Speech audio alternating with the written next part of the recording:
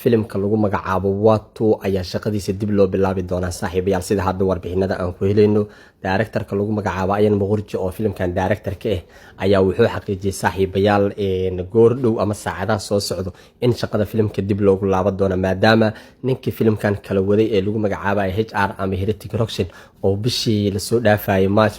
Maarso uu dhaawac oo soo gaaray saaxiibayaal sidaa darteed markaas shaqada waa la joojiyay laakiin haddeertaan waxaa dib loogu laabanaya ayaa la leeyahay saaxiibayaal muuqaalada qaar oo Heritage oo hogaamiyaha uu ka yahay sababtoo ah markii filimkan la tafaftirayay ama editingka la sameeyay ayaa waxaa lagu arkay ayaa la leeyahay muuqaalo qaar oo qalad oo soo galay oo HR oo iska leeyahay muuqaalada sidaa darteed marka ninkan HR intuusan shaqada filimka uusan soo gelin dhaawaca uusan ka soo laaban ayaa waxaa la sii hagaajin rabaa ayaa la leeyahay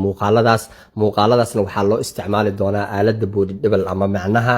qofka sawirkiisa oo kale ama muuqaal asaga uu leeyahay ayaa loo isticmaali doonaa ayaa la leeyahay oo muuqaaladaas dib loogu hagaaji doonaa aaladda AI ama aaladaha kale ee tiknoolajiyadda aad u sareysa saaxiibayaal dhanka kalena isla HR-na shaqada filimka wuxuu ku soo laaban rabaa saaxiibayaal bishan April dhamaadkeeda 10 ugu dambeeyso ayuu dib ugu soo laaban doonaa ayaa la leeyahay hadda ninkan odaga dhaawiciisa waa uu soo kabsaday maalin dhaweed wuxuu jooga dhankaas iyo Atlas meel lagu magacaabo oo dhankaas iyo Los Angeles ku taalo wadankaas Mareykanka ayuu ku daansi gareynayay heesihii filmadiisii hore ayuu ku daansi gareynayay xaflad ayuuna halkaas ku dhigtay oo bandhig show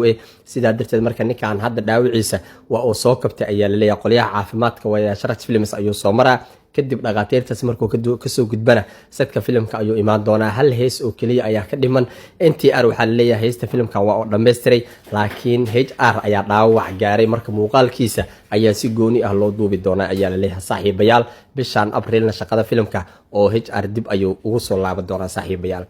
dhanka kale ciwaanada kale hadda ii muuqdo